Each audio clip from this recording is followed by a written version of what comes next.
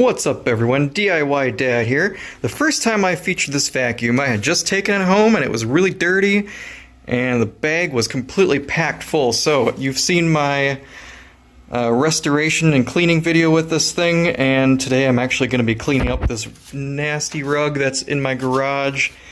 It's full of leaves and sticks and everything, so we'll see how it does on there. This thing's probably going to sound pretty cool.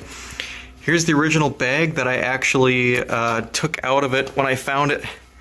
I don't know how full it is, but it's probably 3 or 4 pounds worth of dirt in here. You can kind of see it is just packed to the very top. So that's got to be months worth of vacuuming dirt in there. Anyway, let's turn this guy on and see what this sounds like with all this junk in here.